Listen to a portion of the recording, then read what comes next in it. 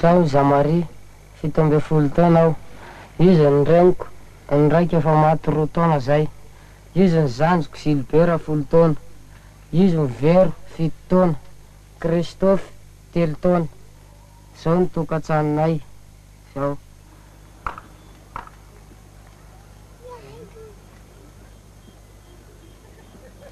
Depuis l'âge de 12 ans, Jean-Marie est le principal soutien de toute sa famille. La banlieue qu'il habite porte un nom d'opulence, elle s'appelle les 67 hectares. C'est pourtant l'une des plus démunies de Tananarive. Chaque matin, Jean-Marie va gagner sa vie au centre de la capitale de Madagascar. Au royaume de la débrouille, 8 à 10 heures par jour, il s'improvise porteur de bagages, laveur de voitures, gardien de parking.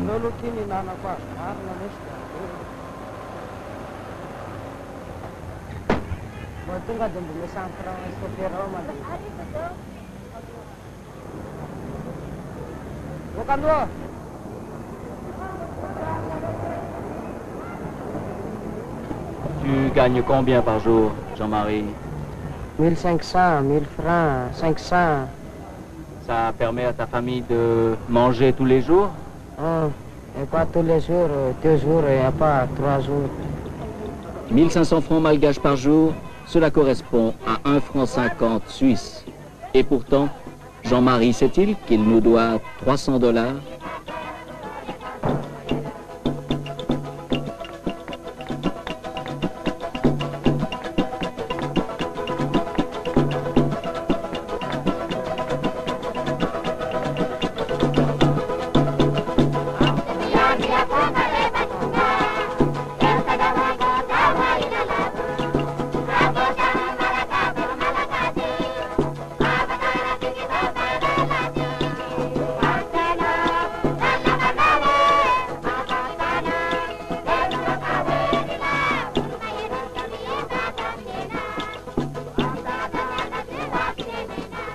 $300, c'est la somme que doit chaque malgache au pays industrialisé.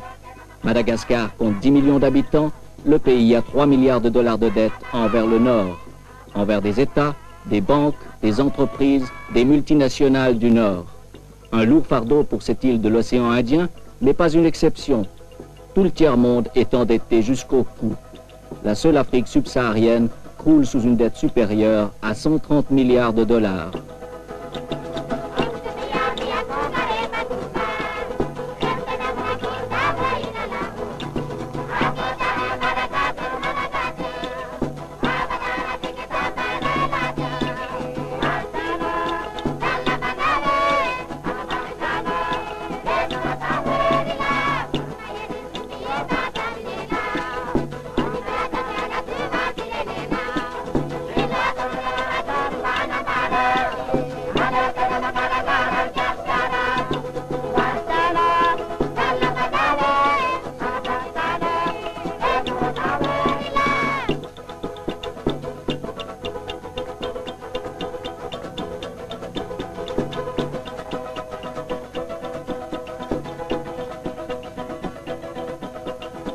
Monsieur Bananda, quand on parcourt votre pays, on a le sentiment qu'il a vécu une dérive ou même une déglingue générale au cours de ces 20 ou 30 dernières années.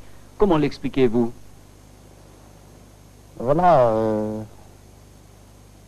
nous sommes sortis de la colonisation en 1960. Après 60, jusqu'en 1972, les intérêts français ont continué à gérer le pays.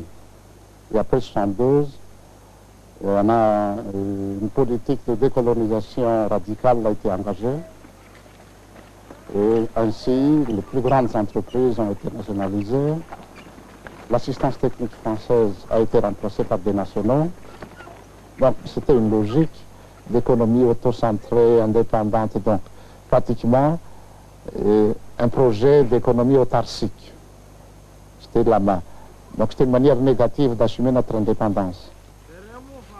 Nationalisation, autarcie, malgachisation, c'était donc le grand espoir caressé par la révolution de 72 et l'indépendance. Une moisson de rêves qui sera bientôt fauchée par les désillusions.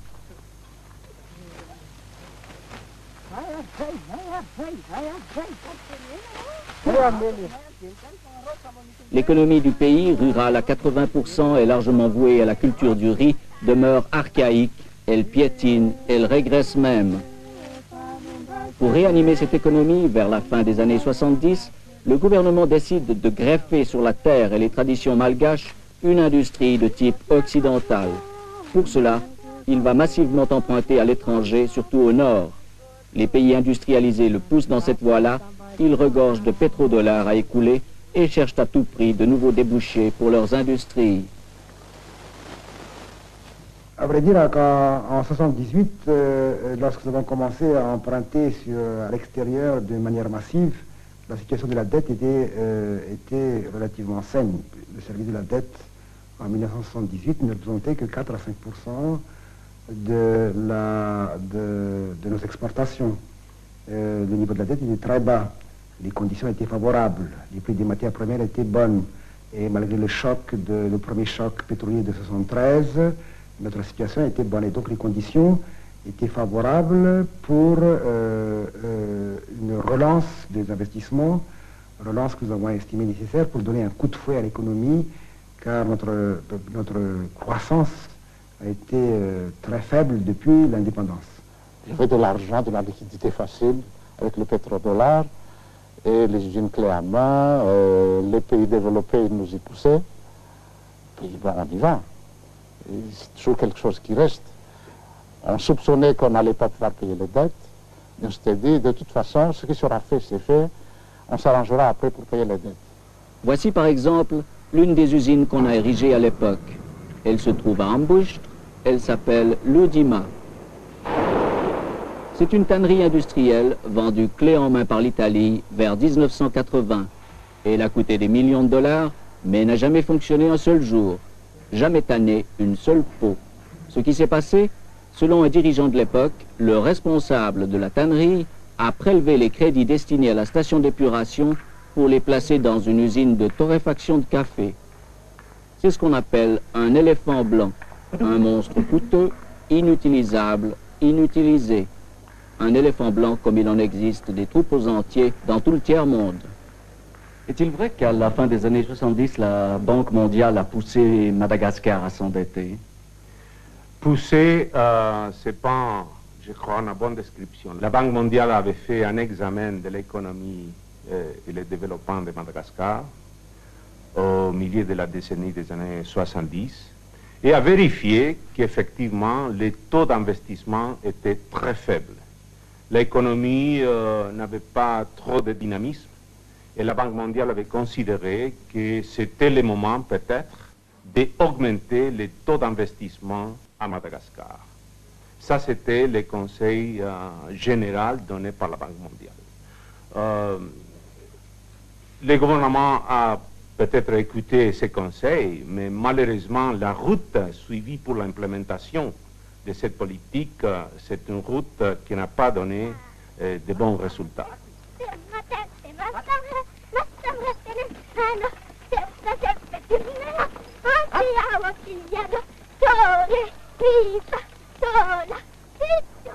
Quelle est cette usine au milieu de laquelle nous nous trouvons? C'est une huilerie qui traite donc les graines de soja comme matière première principale. Cette usine a été créée par la suite d'une étude de préfaisabilité en 1978, puis d'une signature de réalisation avec le gouvernement espagnol en 1979.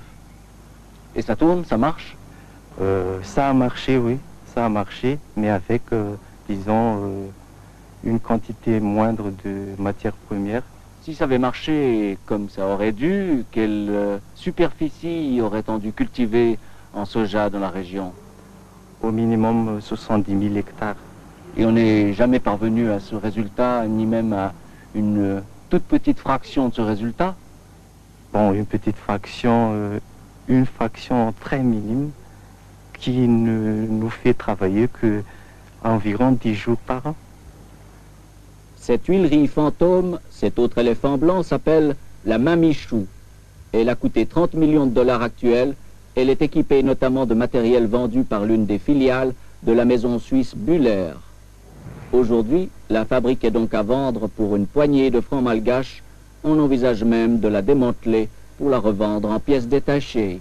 Quelle est l'origine de ce monumental gâchis? Oui, question délicate que vous posez là. Disons que beaucoup de responsabilités sont en cause dans le résultat de cette entreprise. L'idée de base en elle-même n'est pas forcément mauvaise. Vouloir avoir l'autonomie en huile alimentaire à une époque où effectivement il y avait déjà un déficit qui actuellement a triplé. Il était normal que l'État malgache veuille promouvoir la production d'oléagineux et la fabrication d'huile. Je crois qu'il y a une erreur de conception dans la mesure où le soja était quand même une plante relativement peu connue.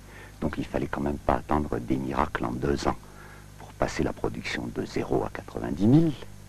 Donc il fallait d'abord asseoir cette production avant de construire l'usine.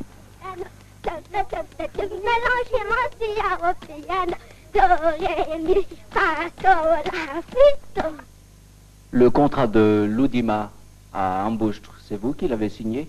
Les deux, Diego Suarez et Ambustre.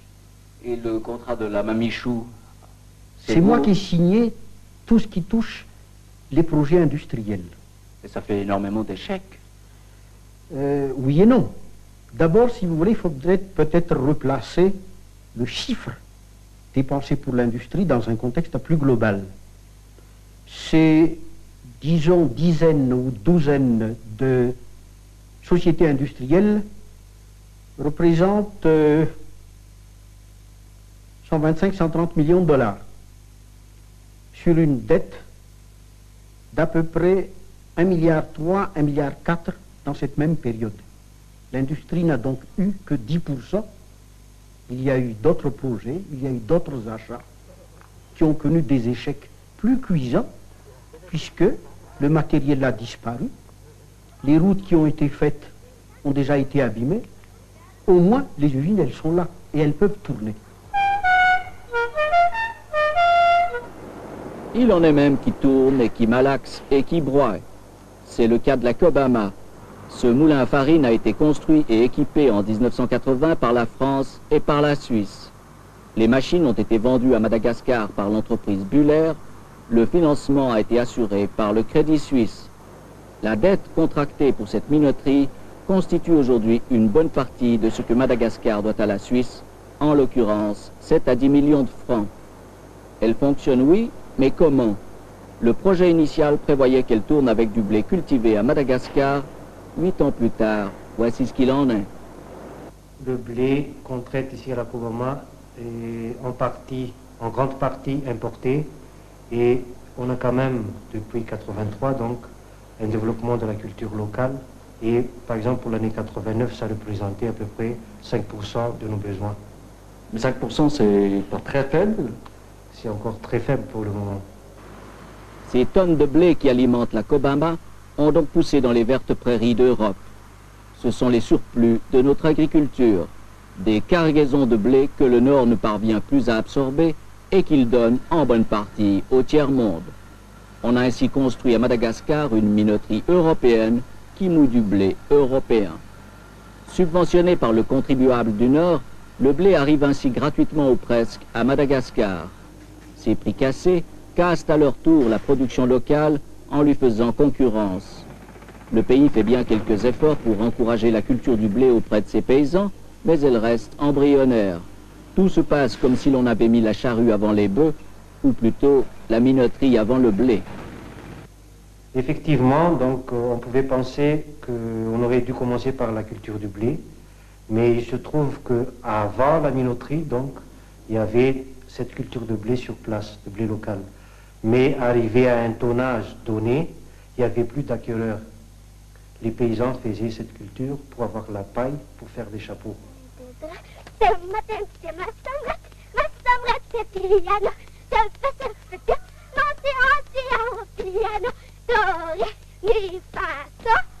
S'agissant de l'échec de ces investissements massifs, où placeriez-vous les responsables? Je crois que c'est une responsabilité partagée. On ne peut pas placer la responsabilité dans un seul coin. Je crois que la responsabilité était partagée entre les opérateurs, investisseurs de l'extérieur qui se sont précipités pour saisir l'opportunité en cherchant un profit. On n'était pas des entrepreneurs intéressés pour le développement des pays, on était des entrepreneurs intéressés à faire un profit, c'est ce que c'est normal, mais c'est aux autorités la responsabilité de filtrer ces investissements, de faire le triage et d'accepter les projets qui sont bien adaptés à la situation économique et financière du pays. Qui s'est enrichi au fond grâce à ces affaires? Si on faisait un sondage sur la question, je crois que selon les couches sociales questionnées, la réponse variera du président de la République au gestionnaire de l'usine, en passant évidemment par les ministres, dont j'étais. La rumeur dit qu'il y a eu beaucoup de corruption, qu'en pensez-vous? Je n'ai pas aucune date, preuve pour dire oui ou non. C'est à vous les journalistes peut-être de faire une enquête, ou peut-être au gouvernement un jour de faire un audit de qu'est-ce qui s'est passé clairement et d'informer au peuple d'une manière bien documentée de comment ces investissements ont été gérés et quels ont été les coûts, combien on a payé, et quel était en général, comment se sont déroulés ces projets à Madagascar. C'est un chapitre qui n'est pas encore fermé. Dans quelle mesure ce qu'on appelle pudiquement les commissions et moins pudiquement les pots de vin ont pu contribuer à ce désastre? Je ne pense pas que ce soit des problèmes de pots de vin. Vous savez, les pots de vin... Il n'y en a pas? C'est pas réaliste de dire qu'il n'y en a pas. Mais le problème est ailleurs. Dans un pays aussi pauvre, dans un pays où les politiciens viennent d'univers différents, je ne dirais pas qu'il est difficile qu'il n'y ait pas de corruption, mais ce serait irréaliste de dire qu'il n'y a pas eu ceci ou cela. Un parti politique ne se finance pas avec rien, et un politicien reste un politicien.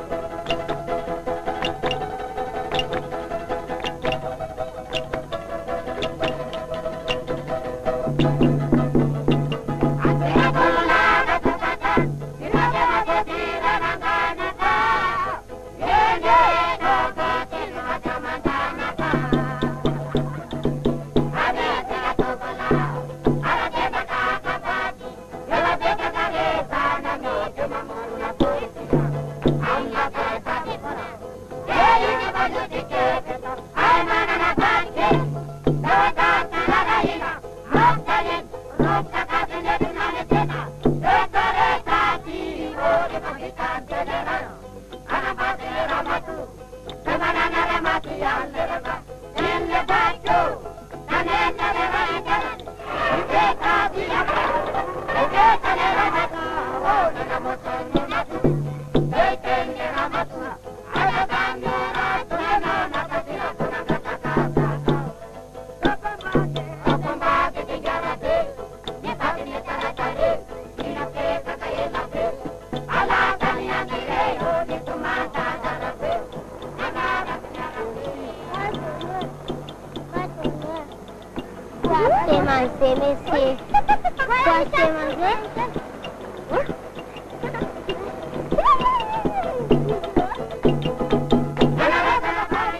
La casse reste à la payer. Et là, ce sont les plus démunis qui passent à la caisse. La greffe industrielle n'a pas pris, mais la facture est là et l'argent manque. Il manque d'autant plus cruellement que les prix des produits d'exportation, comme le café et le cacao, se sont effondrés. Or, le pays comptait sur eux pour payer sa dette. Prise à la gorge, Madagascar se tourne vers ses créanciers pour solliciter des facilités de paiement. Il les obtient, mais doit se plier en échange à une série de mesures draconiennes imposées par le Nord. Comme dans une famille dont le père aurait emprunté bien au-delà de ses moyens, on réduit le train de vie de la population. On fait stagner les salaires tandis que les prix s'envolent. On rogne dans les budgets de l'éducation et de la santé. On licencie à tour de bras pour faire des économies. Un étau qui n'a pas fini d'écraser 95% de la population. Est-ce que vous avez le sentiment qu'il y a 15 ans, vous viviez plus facilement qu'aujourd'hui? Bien sûr.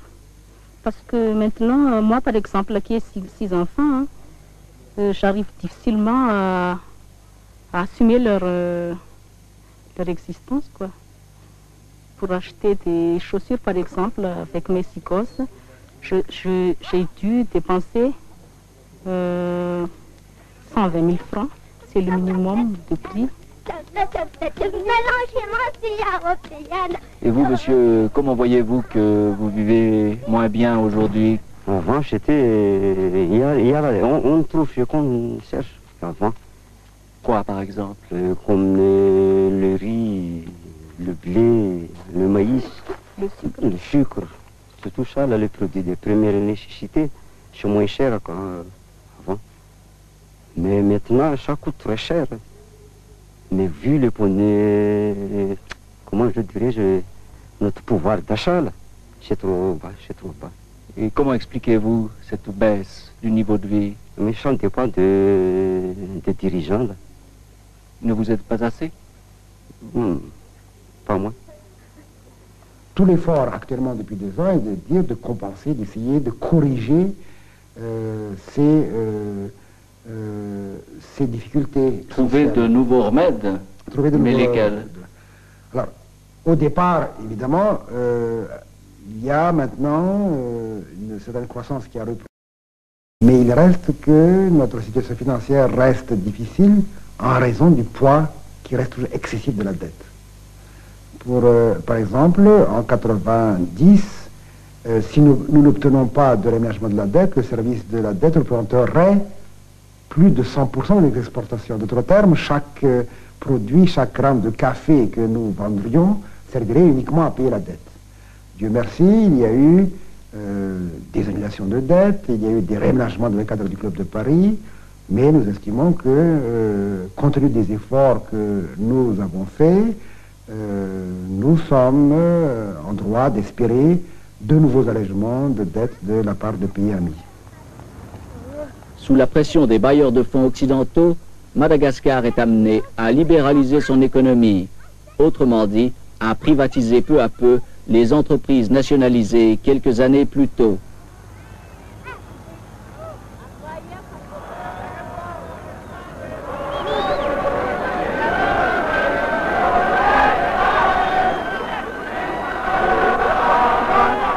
Enfin, comme dans les pays de l'Est, le pays tente à se démocratiser. La censure, par exemple, est levée en 1989. Depuis lors, la presse ne parle plus que glasnost et perestroïka. Aux yeux de beaucoup pourtant, le fardeau des inégalités reste insupportable. Il tarde à s'alléger. Quelles sont les raisons de ce mécontentement populaire, à votre avis? D'abord, il y a la misère. Je ne sais pas si vous avez vu, il y a quelque temps, 2 ou 3 jours de ça, dans un journal malgache, on a dit que 35%, au moins, 35% des Malgaches étaient au-dessous du seuil de pauvreté. Alors c'est dire que c'est automatique que les gens soient mécontents. Cette misère vient d'où? Alors là, la misère, c'est pas les gens ils sont ils travaillent beaucoup, ils veulent bien travailler, ils n'ont pas de travail. Que reprochez-vous au gouvernement, c'est-à-dire à vos amis d'autrefois? Je leur reproche de tergiverser, de continuer à maintenir ce qu'on appelle le choix socialiste, mais en fait, c'était un choix pour radicaliser la décolonisation. Donc je trouve ça comme une entreprise infantile. Nous n'avons plus une puissance coloniale à combattre. Nous avons des problèmes de chômage, nous avons des problèmes d'appauvrissement de la population, nous avons des problèmes de marché à conquérir à l'extérieur. Et là, les mesures qui devaient être prises au niveau de l'État, soit en termes de changement de la Constitution, soit en termes de changement de pratiques administratives, ces mesures sont retardées au nom de cette décolonisation, au nom d'une souveraineté nationale, mais en fait, ça ne correspond plus à rien. Ce sont les intérêts des gens qui sont en place, qui sont sauvegardés, mais la population paye très cher.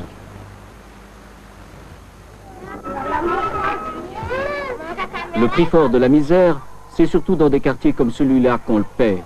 Nous voilà loin ici des grands projets de réforme économique et politique. Dans cette banlieue du sud de Tananarive, la population a décuplé en moins de 20 ans. La plupart de ses habitants sont d'anciens paysans qui ont trouvé là un dernier refuge au bout de l'exode rural. Il y a encore quelques années, ils étaient chômeurs, mendiants, crèvent la faim. Aujourd'hui, un espoir se fait jour sous l'impulsion du père québécois qui a pris la direction de la paroisse. Je dois dire que quand je suis arrivé, j'ai voulu passer plusieurs mois simplement à vivre sur place, essayer de m'enraciner, connaître les gens, se faire accepter. Parce que il n'y avait jamais eu d'étrangers qui vivaient d'une façon permanente dans cette mission. Alors au départ, évidemment, quelqu'un qui vient de l'Occident, un étranger, les gens disaient, ah bon, on va avoir toutes sortes de choses, ça va être intéressant. Et le reste, ils venaient faire des queues à la porte, ils voulaient un peu que je joue le Père Noël.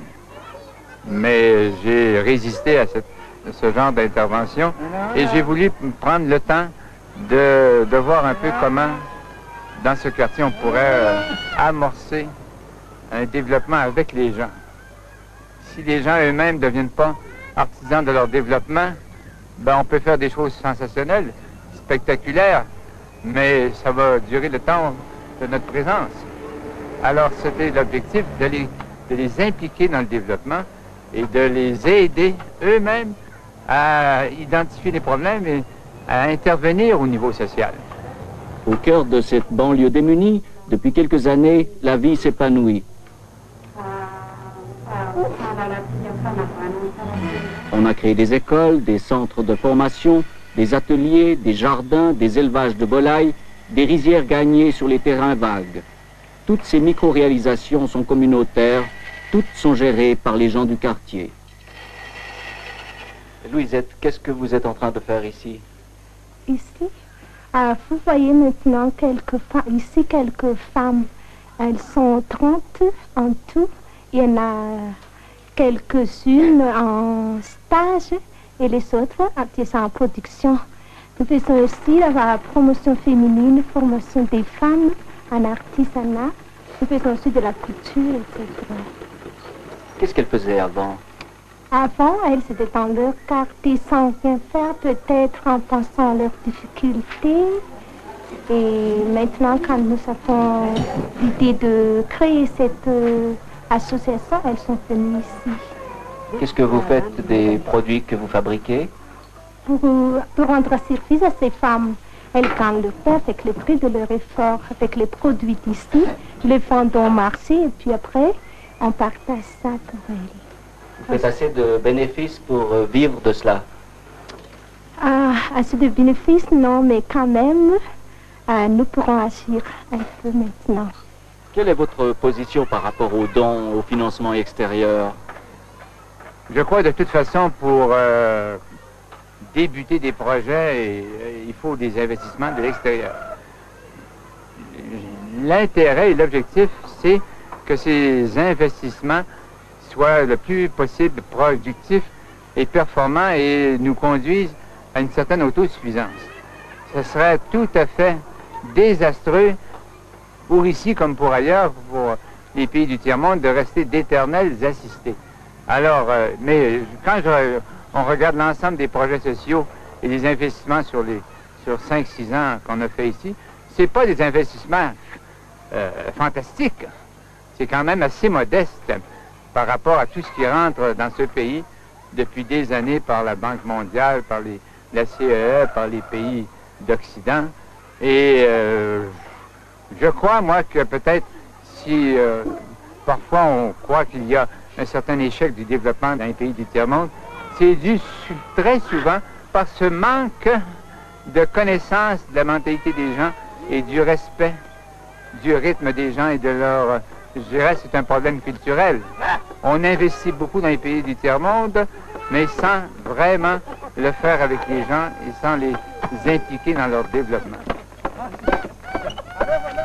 Respecter la mentalité, le rythme, la culture des gens, c'est aussi ce que tente de faire la coopération technique suisse, très active à Madagascar depuis de nombreuses années.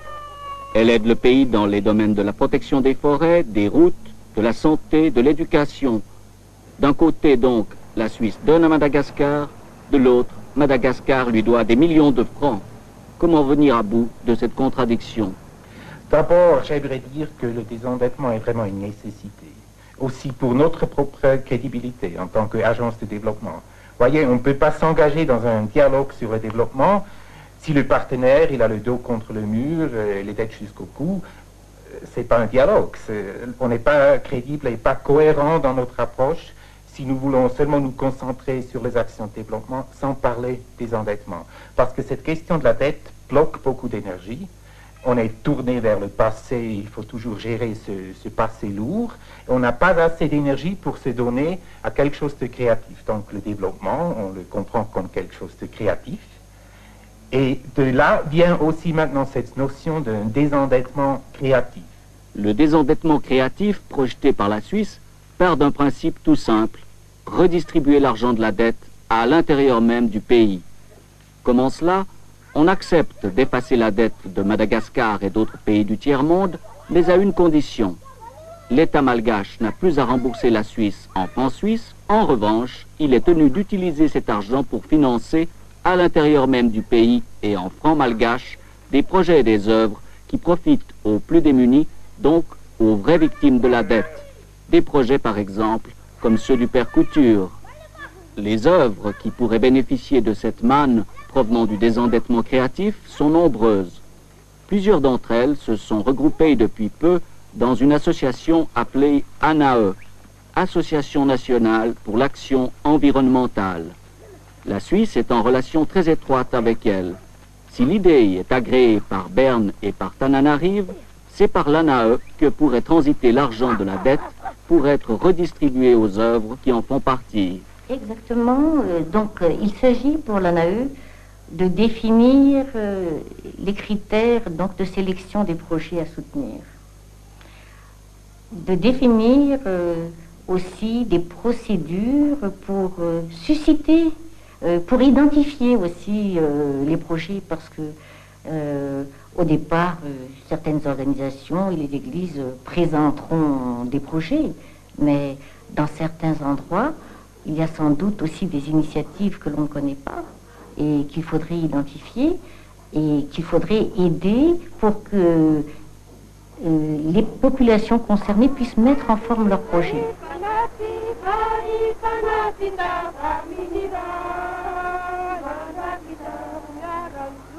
Voici l'exemple d'une autre œuvre qui pourrait être soutenue par ce fonds de désendettement. Ici, sur les hauts plateaux, plusieurs villages ont choisi de s'unir pour construire un barrage. Quand il sera achevé, ces eaux vont être canalisées vers la vallée où l'on pourra créer 50 hectares de nouvelles rizières.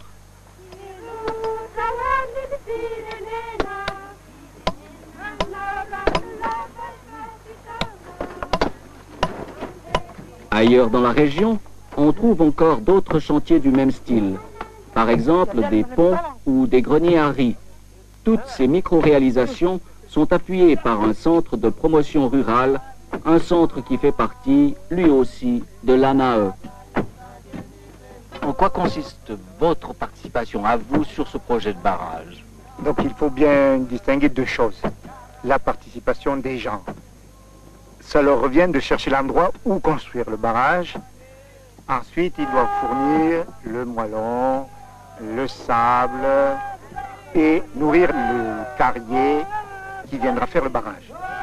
Ensuite, notre participation à nous, tant que tous les moellons, le sable n'est pas arrivé en place, nous ne bougeons pas. La participation du centre consistera à fournir le ciment et un technicien pour la mise en place du barrage. Ce qui importe pour nous, c'est la sensibilisation, c'est-à-dire la phase préparatoire du barrage. Ce barrage, ça a duré 3 ans. Est-ce que votre conception de l'aide et du développement a évolué? Je pensais qu'au début, le développement, c'était enseigner aux gens ce qu'il fallait faire. Je pense que maintenant, le développement, pour moi, c'est essayer de mettre les gens au travail, c'est-à-dire essayer à ce que les gens se prennent en main eux-mêmes et les accompagner dans cette prise en main. Dia misy ankoa karazan-kazo mampahamasaka tany. Zany hoe raha arak'izao hitantsika zao ny asan'le fakakazo eto dia mandeha midina lalina izy mifoaka an'izay tsirony tany dia hoentiny miakatra. Accompagner les paysans pour les aider aussi à reboiser le pays. Au sud de Tananarive, un projet de vulgarisation leur enseigne l'art de reconstituer la forêt. Un projet de reboisement qui fait partie, lui encore, de l'ANAE. Pour la population, reboiser Madagascar, ce n'est pas seulement une nécessité, c'est une question de survie. Les forêts de l'île ont été dévastées par les feux de brousse et surexploitées pour payer la dette. Ces ravages menacent aujourd'hui les cultures les plus prospères. Des nuées d'arbres, la terre s'érode, se gangrène et vient ensabler les rizières. Le phénomène se poursuivra inéluctablement si l'on ne prend d'urgence le parti de reboiser les collines. Pour financer de telles opérations, l'argent de la dette sera précieux, sans quoi, après-demain, l'île tout entière risque bien de ne plus ressembler qu'à cela.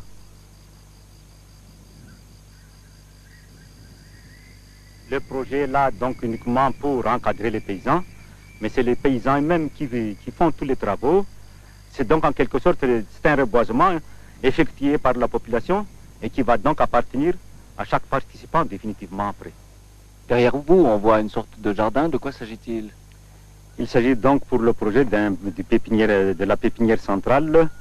Cette pépinière centrale est donc destinée à produire des petites plantules qui seront distribuées aux paysans. Une fois distribuées aux paysans, chaque paysan aura sa petite pépinière au niveau de chaque village ou de son hameau. Il va donc élever encore pendant quelques mois ces petites plantules jusqu'au moment où ces plantules seront aptes à être plantées sur le terrain. Parce que notre objectif est donc de transférer petit à petit le savoir-faire auprès des paysans pour qu'eux-mêmes, avant le départ du projet, ils puissent produire eux-mêmes leurs plants. Et si jamais le projet doit partir un jour, les paysans doivent pouvoir faire eux-mêmes le reboisement sans la présence du projet. C'est l'objectif. Donc à terme, cette pépinière doit disparaître.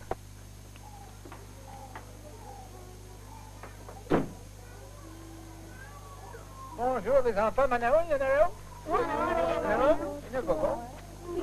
Pourquoi les gens pourraient eux-mêmes être artisans de leur développement sans avoir besoin de l'extérieur?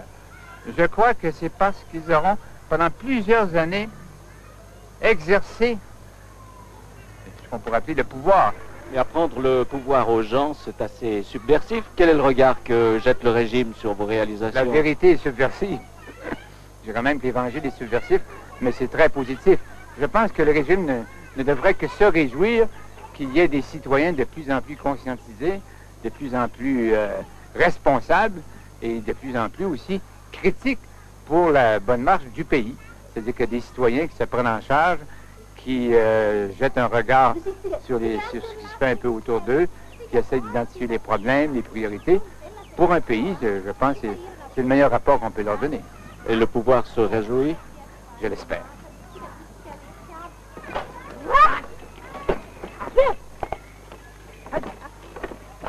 Et ces gosses, apprendront-ils un jour le pouvoir, eux aussi? Pour l'heure, ils tentent surtout d'apprendre l'avenir et un métier dans l'artisanat et l'agriculture. On est ici à 230 km de Tananarive, au cœur de ce qu'on pourrait appeler le Far West de Madagascar.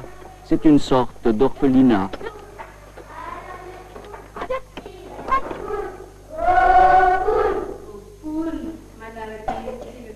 Encadrés par des éducateurs, 200 gosses de 4 à 18 ans ont été réunis depuis 2 ans dans cet ancien rural.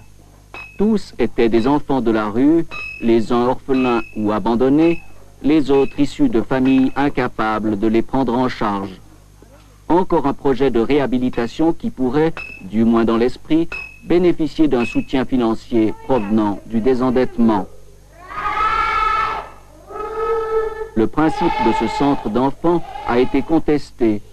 Il est audacieux, il est aussi précaire, soumis à tous les aléas. Dans les défis qui l'attendent, il est un peu le symbole de tout Madagascar. Quelle est leur marge de liberté s'ils désirent retourner chez eux à Tananarive? Ils sont libres de penser que si plus tard ils auront besoin de retourner chez leurs parents ou retourner chez leur famille, ils sont libres de le faire. Ou encore, on leur dira d'emmener leurs parents ou leur famille ici. Est-ce qu'on va leur donner des terres, par exemple? Ici, on pense donner à chacun 8 hectares de terre, pour chacun. Parce qu'on nous a doté de 1602 hectares en tout. Donc, comme on a 200 gosses, donc on peut leur donner 8 hectares chacun. Alors toi, Elie, comment vois-tu ton avenir maintenant ici? Donc,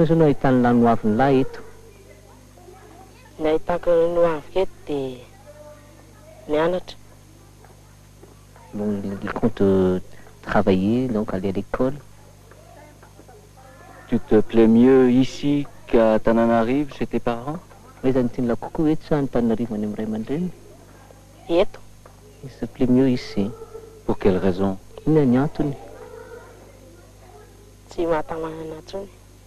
Donc, Tana n'est plus un lieu pour lui.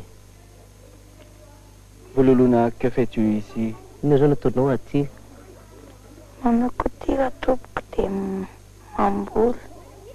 fait la couture et elle fait aussi de la culture.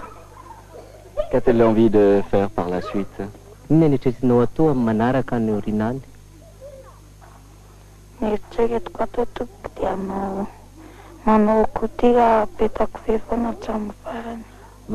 Elle pense être une couturière, une bonne couturière. Mais en restant ici? Oui, en restant ici.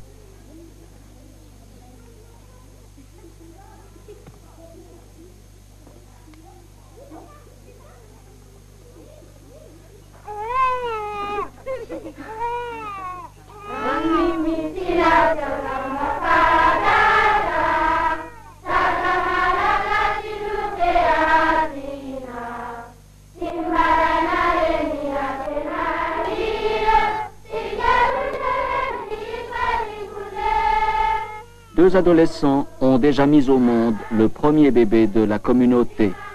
Manatsu aura 20 ans en l'an 2010. C'est lui qui nous racontera la suite de l'histoire. Peut-être alors qu'il nous dira comment la terre de son pays a commencé de s'épanouir après avoir été enfin libérée du poids des inégalités, de la misère et de la dette.